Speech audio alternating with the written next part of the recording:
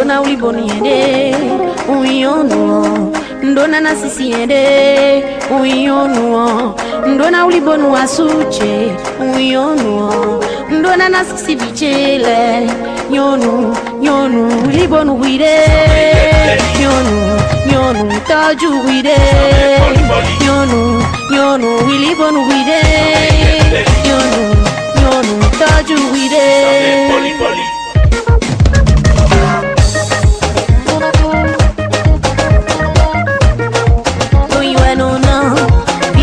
Lo come utuo e lo dandame ma uli bonu yede no iweno na awajije bila lo come 8 mars 2014, 14 passé de 4 minutes ici à Océan FM. Mesdames et messieurs, bonsoir et bienvenue dans cette émission spéciale sur la journée de la femme. Au cours de cette tranche, nous aborderons bien sûr principalement les questions relatives aux droits de cette gente. Est-il opportun de célébrer une telle journée? On s'en penchera donc sur cette question ou sur les textes de loi protégeant les femmes, mais pas sans évoquer les pesanteurs socio-culturelles donc dans le pays, et qui mieux que des juristes, que des avocates pour parler de ces droits. Et c'est dans cette logique, dans ce cadre, que j'ai le plaisir de recevoir pour vous deux avocates, maître Nadine Dossou-Sakonou et maître Olga Anasidé. Vous êtes toutes deux de l'association des femmes avocates du Bénin. Bonsoir à vous et bienvenue. Bonsoir.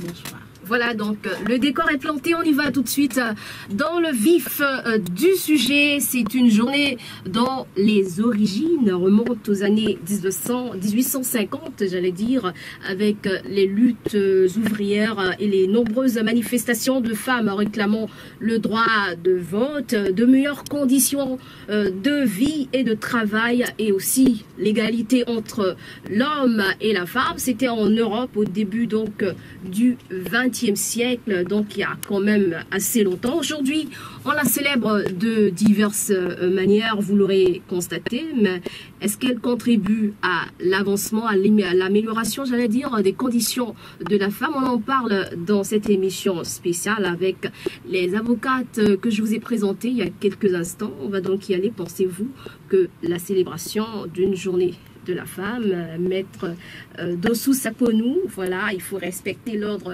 des noms, on est avec des avocates, donc maître Robert, vous êtes bien sûr la fille de maître Robert Dossou. Exactement. Voilà, donc on reçoit donc maître Sakonou, maître Dossou-Sakonou, je vais y arriver, j'espère, et maître Olga Anasidé.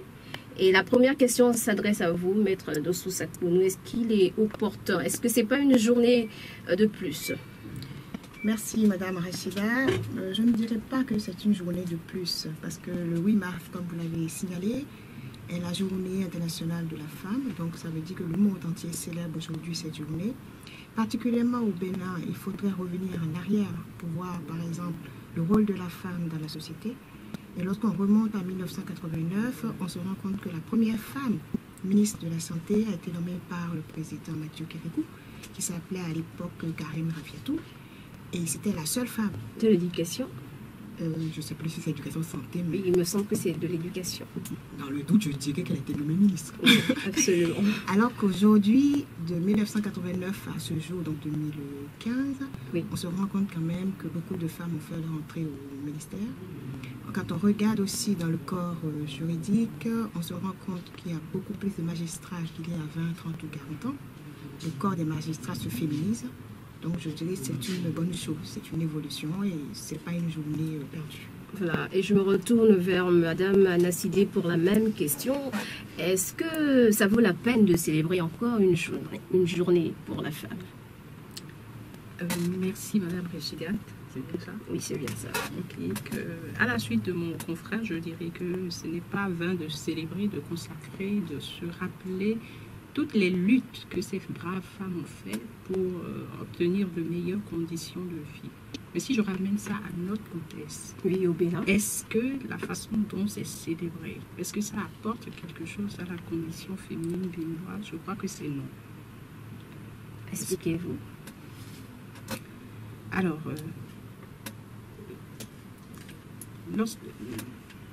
Oui, condition féminine. Vous pensez que les femmes, elles sont faiblement représentées au niveau des instances de prise de décision? C'est ce que vous voulez dire quand vous estimez qu'on a encore du chemin à faire? Pas forcément faiblement représentées, mais est-ce qu'on a posé le diagnostic des maux dont souffrent les femmes au Bénin? C'est déjà ça. Il faut avoir une feuille de route, il faut avoir des objectifs. La célébration de la journée de la femme telle qu'on connaît au Bénin, ça change quoi? Cette année, je vous dirais que j'ai à peine retenu le thème autour duquel on célèbre la journée de la femme au Bénin. Tout simplement parce que, est-ce que les femmes sont véritablement impliquées? Est-ce que tout ce qu'on dit pour le compte des femmes, est-ce que ça participe effectivement à faire avancer la condition de la femme? Les politiques, me semble, se sont un peu trop appropriés le concept, ils en ont fait leur chose. Et ça ne tient pas compte de la femme, véritablement, ça ne tient pas compte des réalités de la femme, ça ne vise pas véritablement à faire bouger les choses. Ne perdons pas de vue que c'était pour quand même saluer la bravoure de toutes ces femmes-là qui se sont battues pour avoir le droit de vote, le droit d'une meilleure condition de vie. Est-ce que cette journée s'inscrit encore dans cette philosophie? Vous ne pensez pas? Je ne pense pas. Voilà, donc vous pensez qu'il faut la supprimer, c'est bien ça? La supprimer, mais la repenser dans leur contexte. La repenser, donc une journée de réflexion et non une fête. Est-ce qu'aujourd'hui vous avez répondu aux salutations qui vous disaient, par exemple, aux phrases, aux messages? Bonne fête, madame. Qu'est-ce que vous dites quand on vous adresse ce message? Ça dépend. Depuis le matin, je dois l'avouer, je ne suis pas sortie de chez moi, en dehors de aller à l'église. Je ne suis pas sortie. Donc, je n'ai pas eu beaucoup d'occasions qu'on me dise bonne fête. J'ai juste vu sur l'un de mes portables qu'un message venant d'une autorité publique nous souhaitant bonne fête. Oui, tout le monde l'a reçu. Je pense moi-même, je l'ai reçu tout à l'heure. Pas encore reçu. C'est depuis hier. Et qu'est-ce que vous répondez? Vous ne répondez pas? Je ne réponds pas. Parce que vous estimez que ce n'est pas une fête. Non. Voilà. Maître Dossou Sapounou, c'est une fête ou pas une fête? Non, moi je vais rejoindre ce que Maître Olga Nassidi a dit tout à l'heure. Effectivement, j'attendais de rebondir sur la deuxième question pour pouvoir l'expliquer. Mais quand on regarde aujourd'hui la manière dont la célébration du 8 mars se passe... Il y a assez de folklore. Je n'appellerai pas ça folklore parce que je n'aime pas les thèmes subjectifs, je dirais. Mais en même temps, quand on voit les pagnes, la festivité qu'il y a autour, je trouve que ce n'est pas l'objectif. Effectivement, il faut qu'il y ait un débat. Nous savons chaque année qu'il y a le 8 mars. Donc, chaque année, le 8 mars, il faudrait qu'il y ait une feuille de route, comme a dit Anna-Sidé. Il faudrait que l'année suivante, on fasse un décompte de ce qui a été fait de l'année précédente à l'année qui est arrivée. Ce qui fait que quand on va célébrer la fête, chacune des femmes qui se sont investies dans un thème particulier par rapport à une feuille de route doit venir faire un bilan de ce que son association a eu à faire. Quand on parle du ministère des femmes, de la famille, le ministère de la famille doit faire le point de tout ce que ce ministère a eu à faire par rapport aux femmes. Or, malheureusement, effectivement, quand on ouvre la télé, par exemple, moi ce matin par hasard, j'ai vu en direct du Palais des Congrès un événement, je suis incapable de vous dire de quoi ça parlait, donc j'ai suivi un peu. Certainement, le forum est initié par le ministère de la Famille. Mais pour moi, ce n'est pas aligner des femmes dans une salle, c'est vraiment faire un bilan et permettre à toutes les violences qu'il y a au niveau des femmes qu'il y ait une amélioration. Nous, on est des avocates, effectivement, et on le constate dans la pratique, toutes les violences qu'il y a sur le terrain. D'accord. Et qu'est-ce qu'il faut concrètement faire, Olga Nassidi? Vous aviez dit qu'il faut avoir une feuille de route. Parce que les forats, les rencontres, ça ne manque pas. Si vous prenez un peu dans le programme des organes de presse aujourd'hui, il y a pas mal de cérémonies à couvrir. Donc c'est pour vous dire que les gens s'asseyent, se rencontrent, se parlent. Mais que deviennent les recommandations retenues? Est-ce que c'est à ce niveau où il faut faire autre chose? Alors, je pense que vous êtes mieux placé pour me dire ce que deviennent les recommandations retenues, puisque c'est vous qui couvrez tous ces événements-là. Mais un peu pour rejoindre Maître Dossou Sapounou, il faut que les gens réfléchissent autour d'une question précise, peut-être. Qu'on définisse les objectifs, le but à atteindre.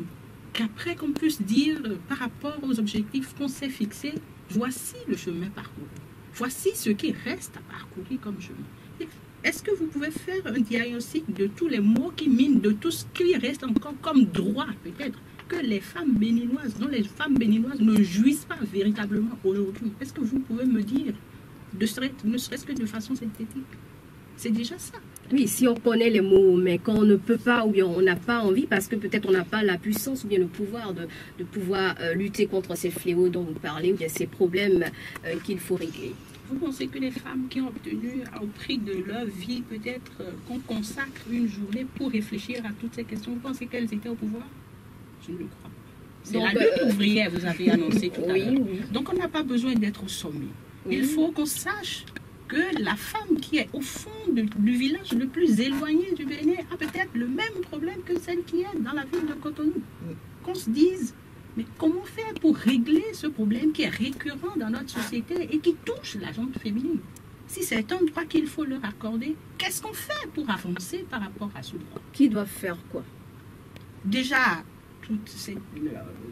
Maître Saponou l'a dit tout à l'heure, il ne s'agit pas de réunir des gens dans une salle. Toutes ces personnes qui sont réunies dans ces salles-là, je suis sûre, elles sont à des niveaux de décision qui peuvent déjà influencer, si elles s'intéressaient déjà à la question, si elles voulaient vraiment s'approprier la difficulté et les problèmes que rencontrent les femmes béninoises, parce que ne perdons pas de vue que c'est pour faire avancer les droits. Oui. Quels sont les droits qui sont encore aujourd'hui bafoués dans notre société? Elles ont les moyens et la capacité d'en faire une synthèse. Donc, de poser le diagnostic et déjà de savoir ce qui ne va pas. De porter la voix de la femme qui est au fin fond de la ville la plus éloignée ou du village le plus éloigné, porter à des lieux où des décisions seront prises. Et c'est comme ça déjà qu'il faut commencer par agir petitement.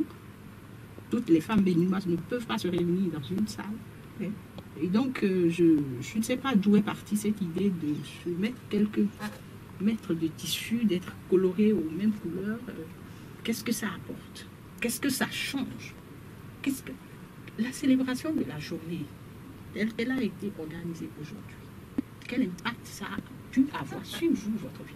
Sur ma vie. À la limite, je vous ai dit, c'est même la question qui nous réunit ici dans ce studio. Voilà, qu'est-ce que ça apporte aux femmes? Et on a besoin de niveau, votre contribution. Vous ne pouvez même pas ressentir que oui, les thèmes autour desquels on a réfléchi à l'occasion de cette journée, oui, ça peut m'apporter dans mon domaine de travail, dans mon secteur d'activité, ça peut m'apporter d'avancer de telle ou de telle manière. Finalement, c'est des questions qui n'intéressent pas les femmes. C'est des questions qui ne règlent aucunement les problèmes des femmes. Et c'est à cela que devrait servir la journée de la femme. Les thèmes autour desquels on devrait réfléchir devraient permettre de dire, voilà le bilan. Maintenant, qu'est-ce qu'on fait pour avancer? Voilà, donc exclusivement la réflexion, on met de côté tout ces tapages-là, ces fêtes avec des pagnes par-ci par-là. Et puis, cette cérémonie, sinon cette célébration, elle s'étend sur toute l'année, hein, à partir du 8 mars. Est-ce que vous avez constaté ça? Oui, elle s'étend sur toute l'année. Dans les ministères.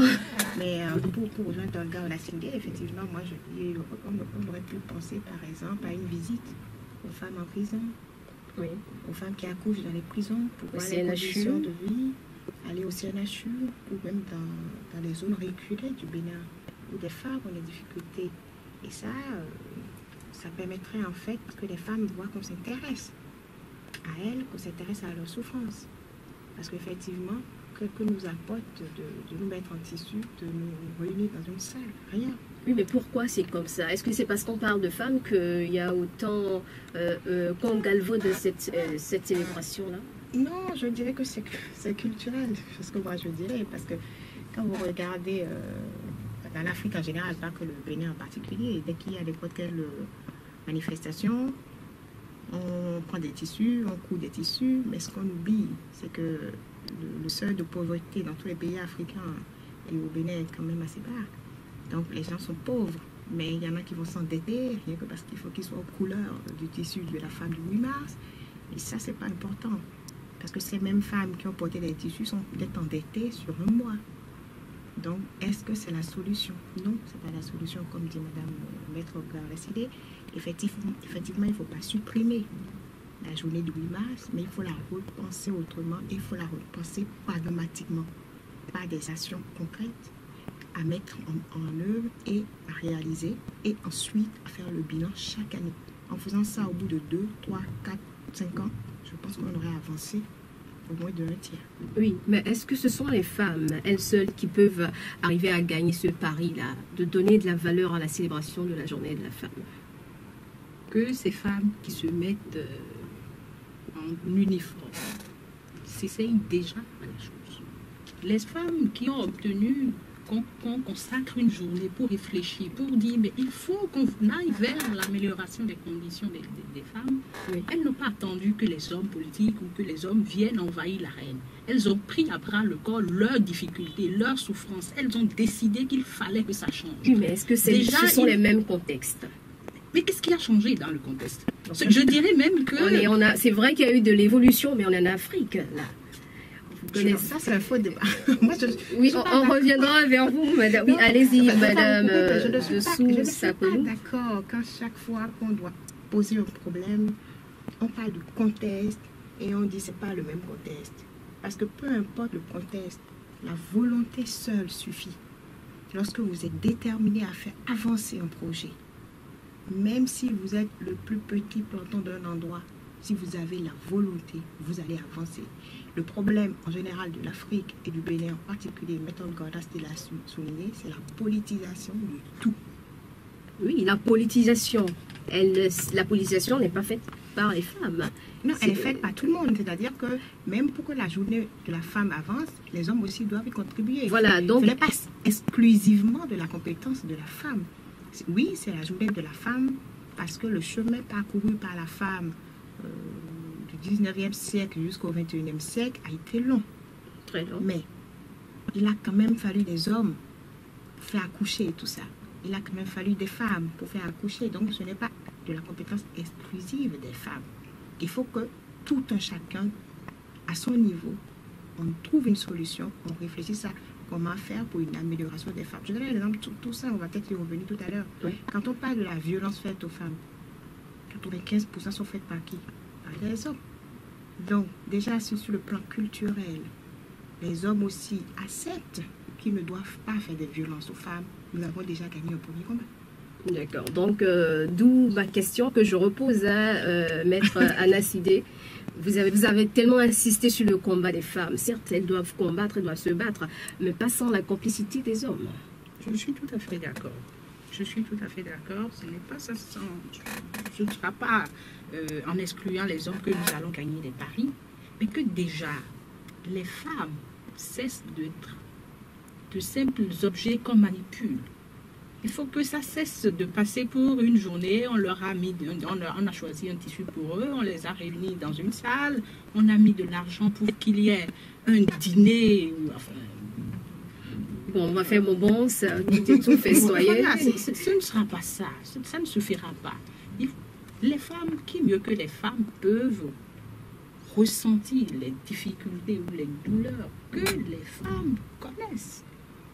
Lorsqu'on a franchi le Rubicon, c'est vrai, parfois on oublie.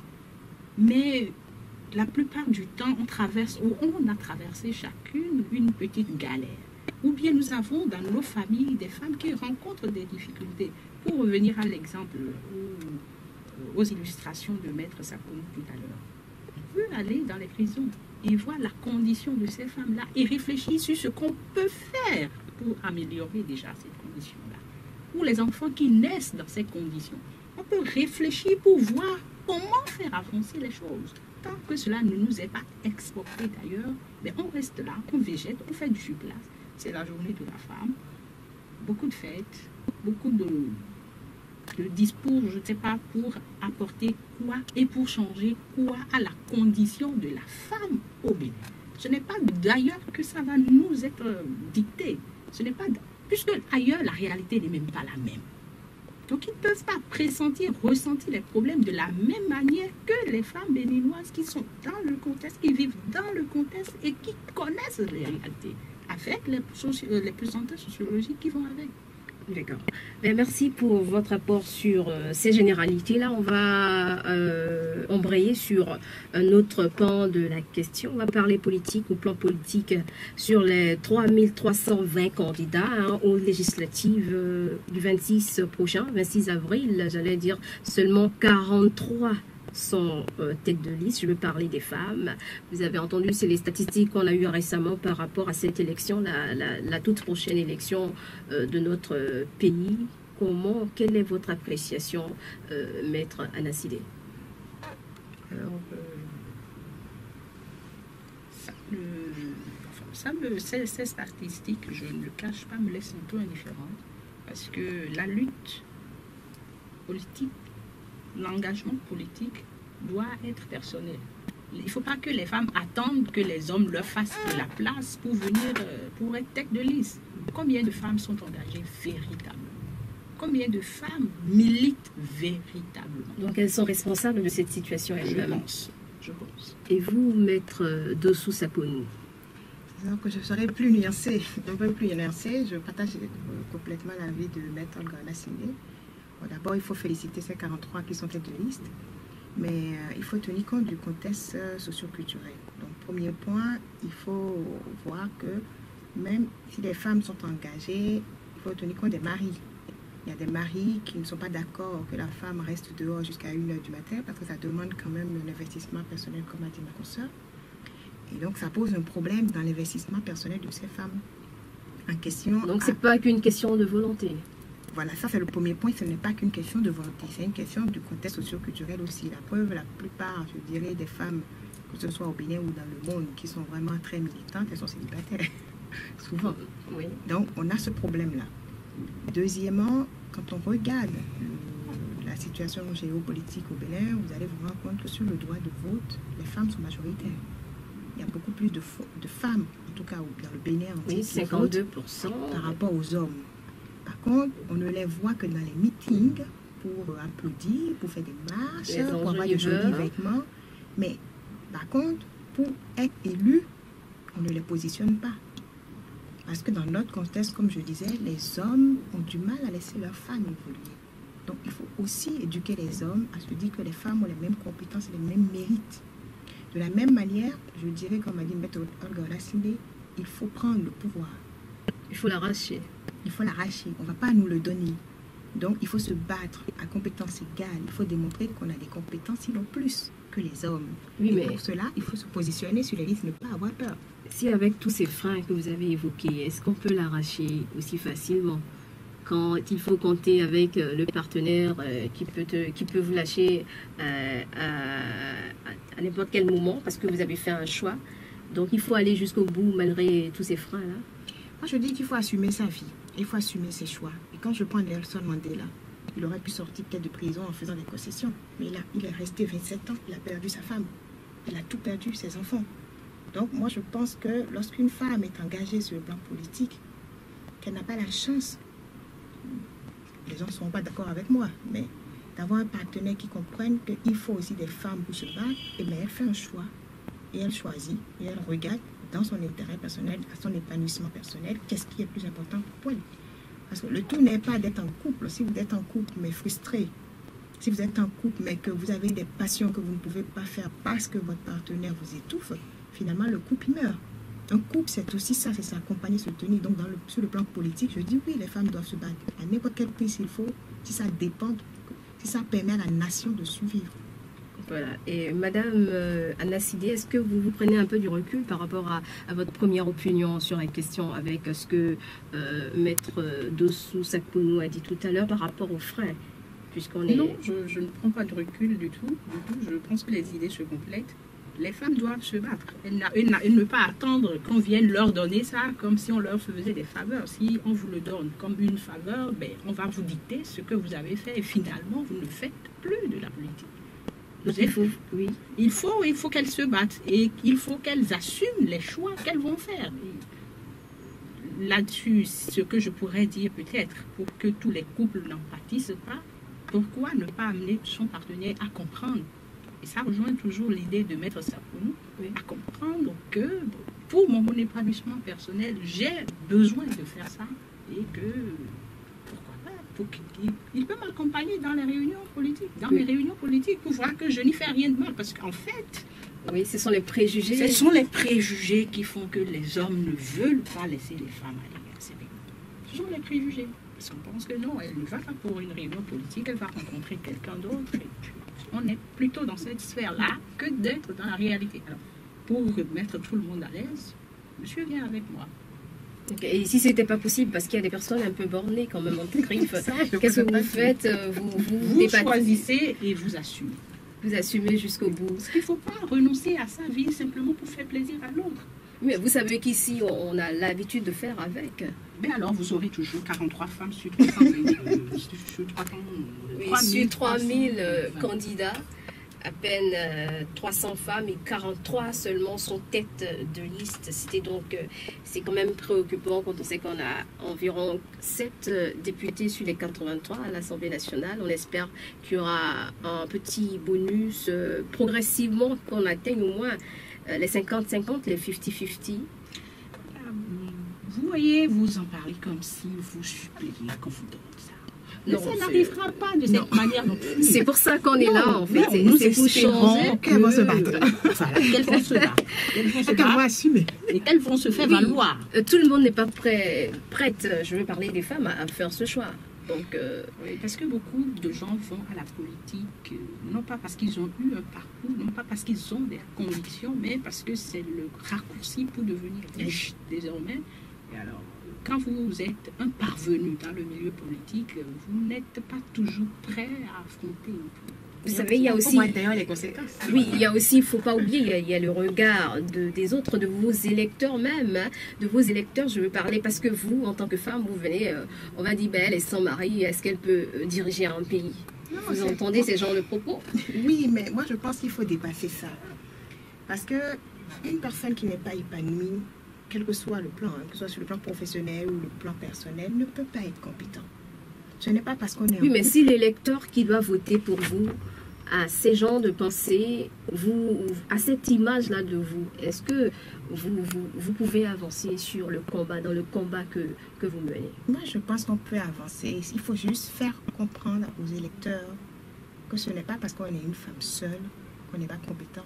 Et ensuite, plutôt que de faire de jolis discours et de beaux discours, c'est la pratique. Il faudrait démontrer dans les actes ce qu'on est capable de faire. Moi, je pense qu'une fois qu'une femme compétente pose des actes, ce qui se passe, c'est que les gens vont se lever. Ils ne vont plus voir la femme, mais je dirais en parenthèse l'homme grand H. Oui. Et donc, qu'elle soit accompagnée ou pas, ne doit pas avoir une conséquence sur l'électeur. Parce qu'aujourd'hui, quand on parle de la population du Bénin, qu'est-ce que les gens veulent?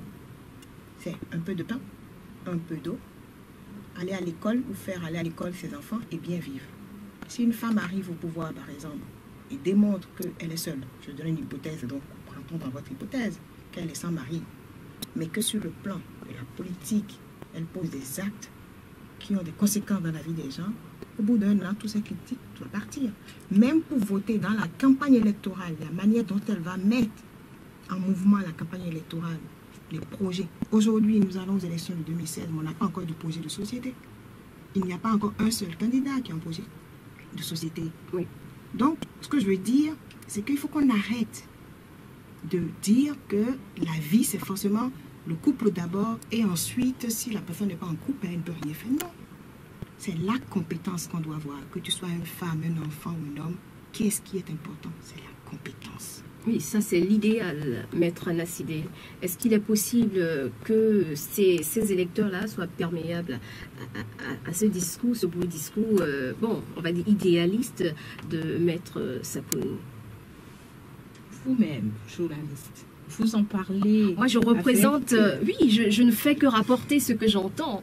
Je suis là en tant que modératrice, je rapporte les propos entendus pour que vous puissiez vous prononcer là-dessus. Dépassons ces considérations.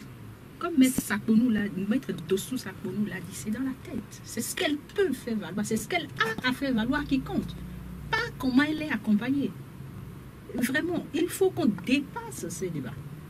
Ce n'est pas parce qu'elle a un mari ou qu'elle n'en a pas, qu'elle n'est pas apte, qu'elle ne peut pas apporter un plus. Et l'homme politique valeureux, valorisant, l'homme politique qu'il faut préférer, c'est l'homme politique qui a un vrai projet de société.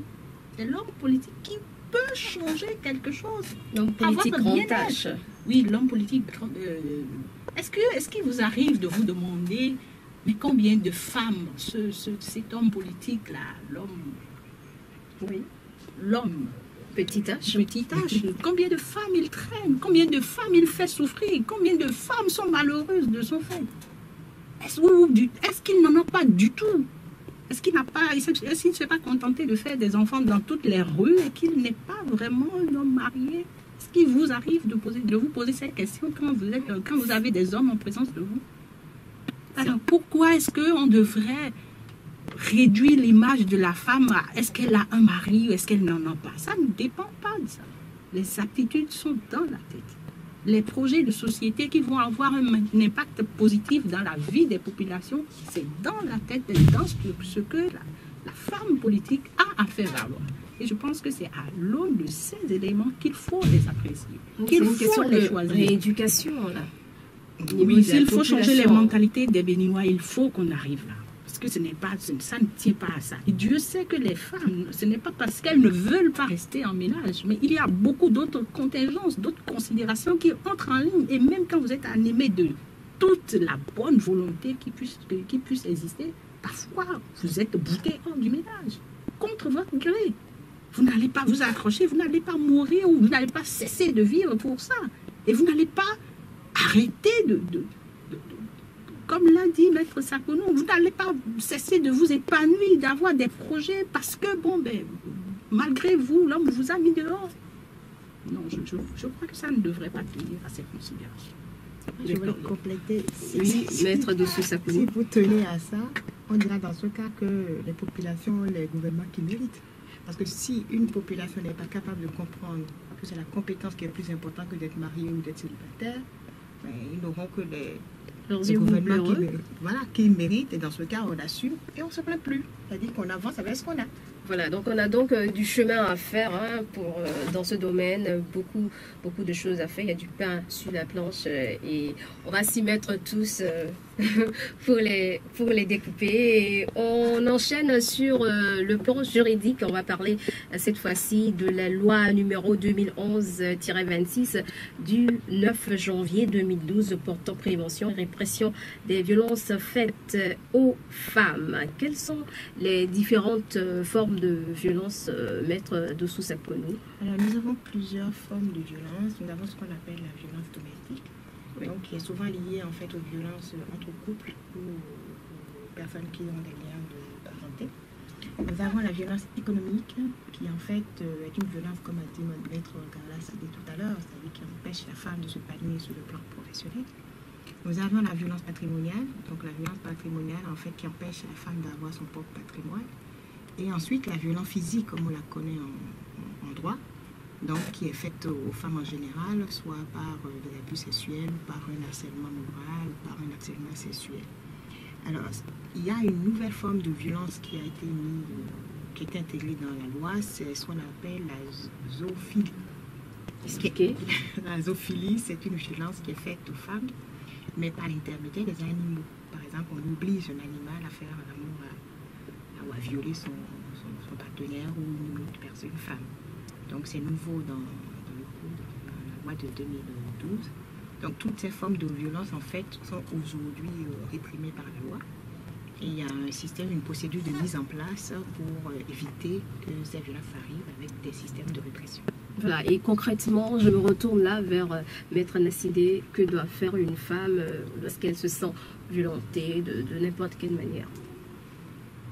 Alors, je pense que la première chose qu'elle a à faire, c'est de faire son bilan intérieur, de savoir si elle a envie que ça ne lui arrive plus jamais. Donc, si elle a envie de voir punir celui qui a subi cette violence-là.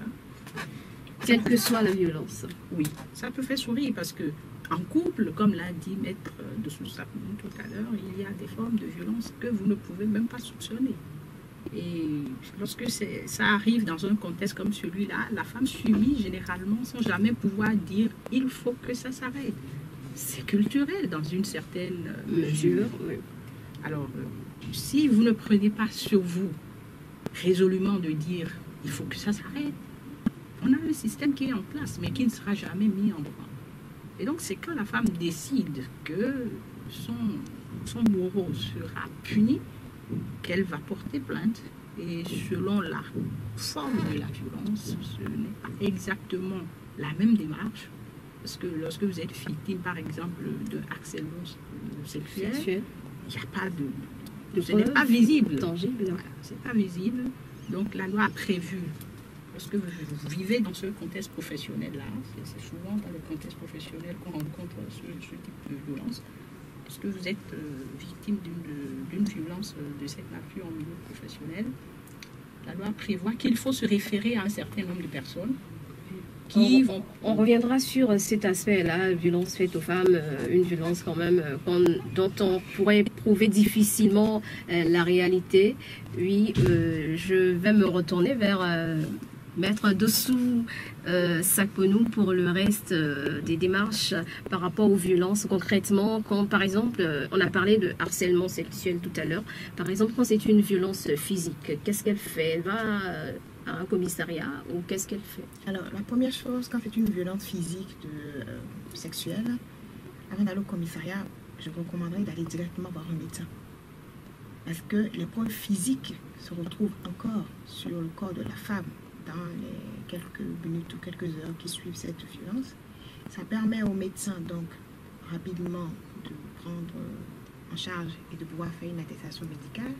Mais dans l'hypothèse, effectivement, où le service médical ou l'hôpital est loin, elle va au commissariat et le commissariat aussi peut l'amener directement, ces femmes-là, chez le médecin. Mais la preuve physique est importante. Parce que ce qui se passe souvent dans les... Même si elle a des blessures sur le corps, c'est pas évident qu'on admette cette blessure-là comme une preuve. Mais disons que ce qui se passe, c'est que quand les femmes sont violées, la honte, la souillure du corps fait que le premier réflexe, c'est de rentrer dans une douche. Donc, de se laver, d'enlever toutes les preuves physiques. Donc, quand vous arrivez au commissariat en disant, voilà, j'ai un bobo ici parce que j'ai été violée, mais il m'a trop serré. Si la personne arrive en disant, ben non, écoutez, elle était consentante, mais elle a juste serré un peu fort parce qu'on a l'habitude de se serrer un peu fort, c'est difficile après. Alors que quand vous êtes toute sale, toute souillonne, comme on dit, enfin, malgré la honte, vous allez directement soit au commissariat qui vous amène chez le médecin ou soit directement chez le médecin. C'est évident parce que le médecin commence par vous faire ce qu'on appelle une analyse vaginale. L'analyse vaginale va démontrer qu'il y a eu une violence dans la pénétration. Donc forcément, on va relier ça aux différentes blessures que vous avez autour du corps ou du bras ou du cou ou ailleurs. Mais quand vous vous lavez, et souvent, les violences sont faites au sein d'une même famille. C'est l'oncle qui a peut-être violenté la nièce ou la bonne qui a été violentée par le patron. Donc, souvent, on cache d'abord ça. Et c'est peut-être au bout de 3, 4, 5 jours que de remords, la victime ne pouvant plus supporter va porter plainte. Mais quand elle arrive, c'est trop tard. Il n'y a plus de preuves physiques. Donc, c'est ta parole contre ma parole. Oui. Et comme très souvent, la personne qui a violenté est soit un homme public, soit un homme connu, soit un homme qui a une situation financière, ben, la preuve de la parole contre la mienne contre la tienne ne pèse pas beaucoup du côté de la victime. Ah ben oui, c'est peut-être parce que tu as mis une jupe.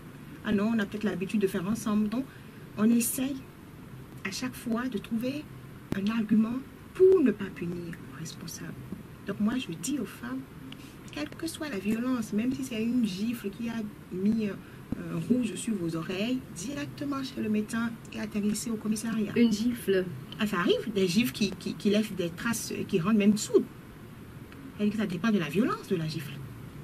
Quand je dis gifle, c'est une manière de parler. Oui. C'est pour dire que une violence physique reste une violence. Une violence morale reste une violence. Justement, quand il s'agit d'une violence morale, Maître Anasidé. Oui, alors la violence morale est moins visible que la violence physique. Comment prouver? Il y a des médecins qui sont formés pour ça. Donc il faut les psychologues. Voilà, ils sont formés pour détecter, pour pressentir, pour même évaluer le degré de souffrance morale d'une victime. Donc ce n'est pas qu'on ne puisse pas en établir une preuve. Comme l'a dit Maître Dossou Sakponou, il faut se référer à un professionnel, à un médecin qui va constater après analyse que vous avez été victime d'une violence morale. qui va en établir un certificat médical que vous allez pouvoir utiliser dans la suite du processus. C'est pareil pour le harcèlement sexuel? C'est pareil. C'est pareil. Lorsque vous êtes victime d'un harcèlement sexuel dans un milieu professionnel, la loi a prévu des personnes à qui il faut se référer. Le délégué du personnel, par exemple. Souvent, c'est lorsqu'on a un différend individuel ou collectif de travail qu'on pense à l'inspecteur du travail. Mais la loi qui réprime le harcèlement sexuel a prévu que la victime puisse se référer à l'inspecteur du travail lorsque, en milieu professionnel, elle est confrontée à cette forme de violence. Lorsque c'est en milieu scolaire, vous vous référez ou bien au directeur ou bien à votre maître, à votre enseignant, professeur, oui. Ou à votre professeur. Et lorsque c'est en milieu, enfin, quand c'est dans les autres cadres, vous allez ou bien dans un centre social, centre de promotion sociale très exactement, ou dans un commissariat. D'accord, et la procédure sera enclenchée. Et parlant de ça, est-ce que, là je me retourne vers Maître Dossou Sakonou, est-ce que vous enregistrez souvent ces genres de cas, des dames qui viennent se plaindre de violences?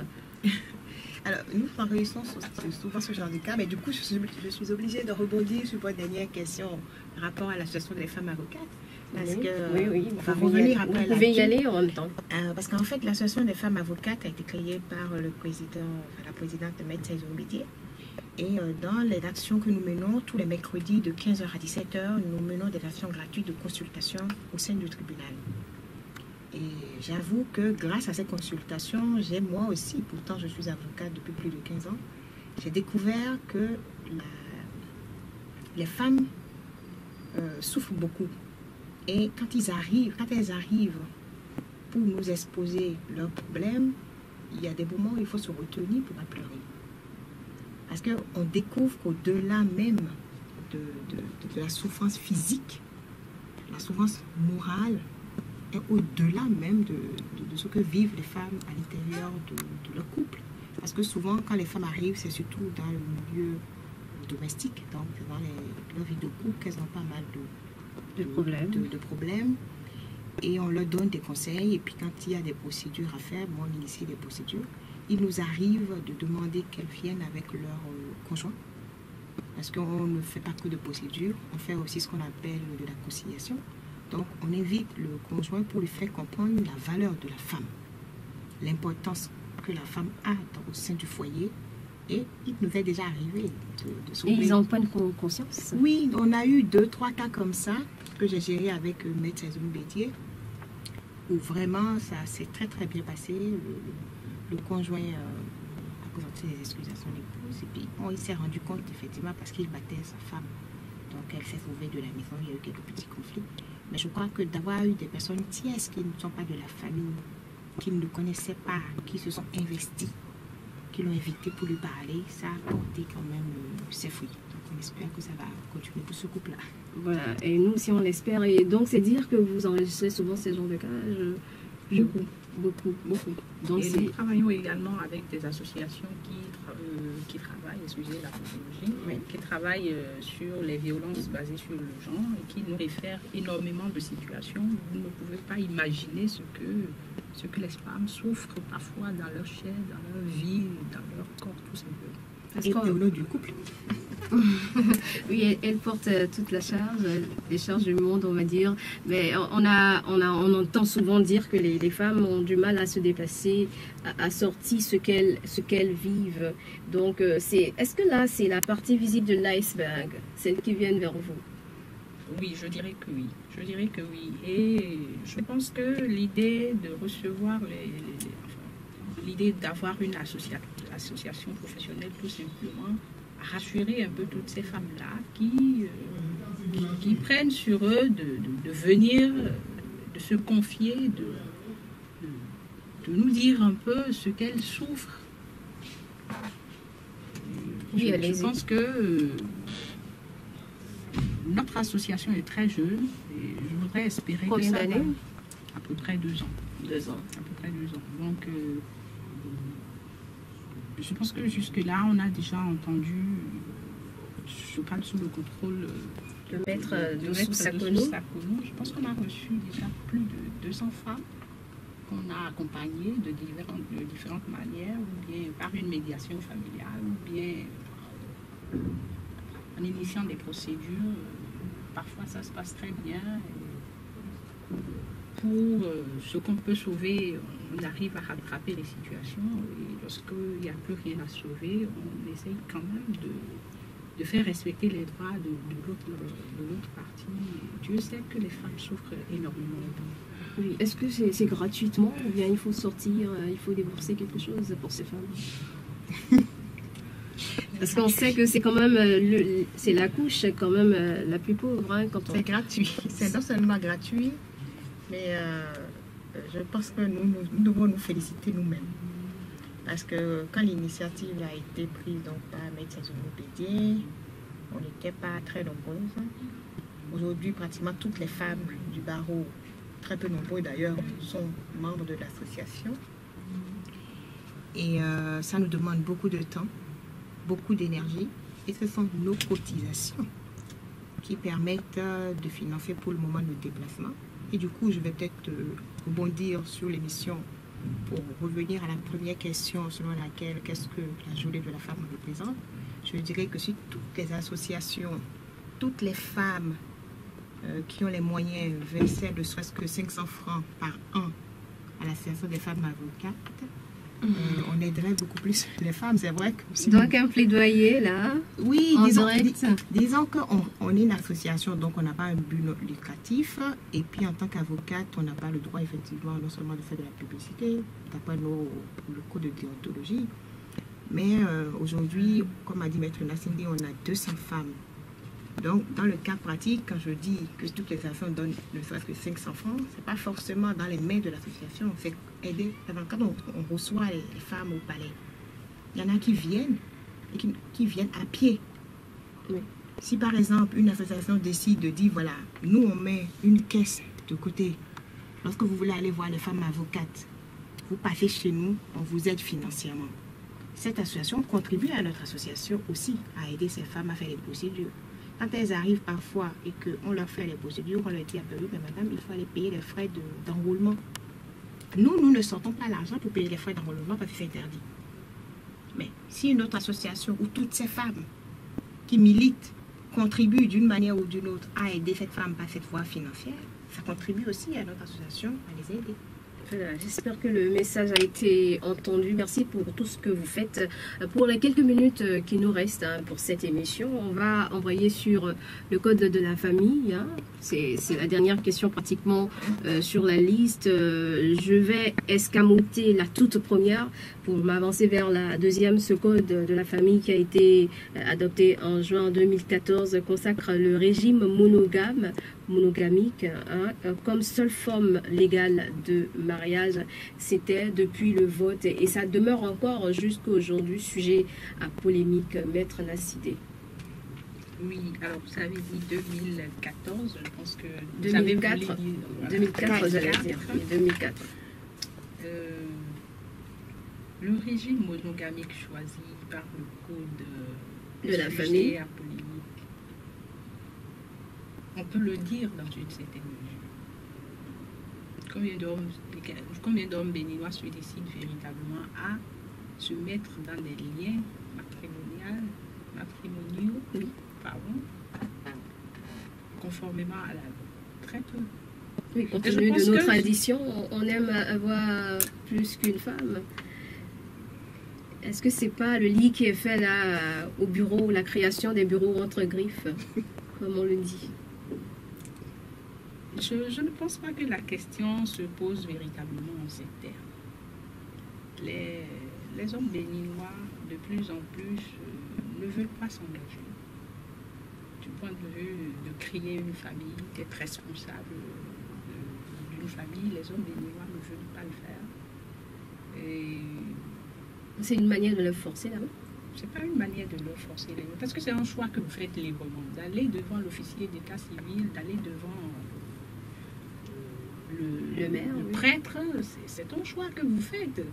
Si vous estimez les couples, je n'ai pas fait de sondage, mais si vous prenez 100 couples, peut-être auriez-vous 20 couples qui sont mariés devant l'officier d'état civil. La plupart du temps, les Béninois vivent en concubinage, tout simplement.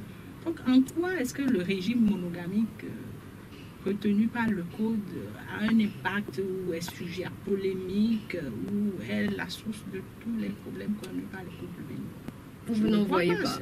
C'est juste un prétexte. Voilà. Et vous, Maître Dossou Sakonou, rapidement sur cette question-là? Moi, je partage totalement la thèse de Maître Gana Sindé, parce que même ceux qui font le choix du régime monogamique, ils sont tellement de bureaux qu'on se demande qui est la principale et qui est la secondaire. Donc aujourd'hui, c'est une question culturelle. Donc, pour moi, que le régime soit monogamique ou polygamique, ça ne change pas grand-chose. La seule chose que ça change, c'est peut-être au niveau de dire, bon, c'est elle qui est madame telle. Mais à part ça... D'accord. Ben, juste 30 secondes de part et d'autre pour vos mots de la fin. On va commencer par vous, Maître Dossou Sakonou. Le mot de la fin, je dirais tout simplement qu'il faut que les femmes se battent pour réitérer tout ce que j'ai dit dans l'émission et que le droit ne se donne pas, ça se prend. Le pouvoir aussi ne se donne pas, ça se prend et qu'il est temps que les femmes se réveillent. D'accord, merci. Et vous, Maître Anna Sidé? Alors, en termes de mot de fin, j'aurais souhaité qu'il y ait une autre émission, qu'on puisse débattre de la question, de la dernière question sur laquelle vous avez emprayé, parce qu'on a été tellement sobre que les gens n'ont sûrement pas compris grand-chose à nos positions. Oui. Je pense que c'est un procès d'intention, je continue pas à le croire, que de dire que le régime monogamique est la source de tous les problèmes rencontrés par les couples au Bénin. Ça n'a rien à voir. On rencontre des gens moins sincères dans la vie aujourd'hui, que ce soit l'homme ou que ce soit la femme. Plus personne n'est sincère dans les relations. Et c'est là le vrai problème que rencontrent les couples. D'accord. Merci à vous, Maître Olga Anna Sidé et Maître Nadine Dossou Sakonou. Je rappelle que vous êtes de l'Association des femmes avocates du Bénin. Aujourd'hui, vous avez fait le plaisir de venir donc dans ces studios, les studios de Océan FM pour cette émission.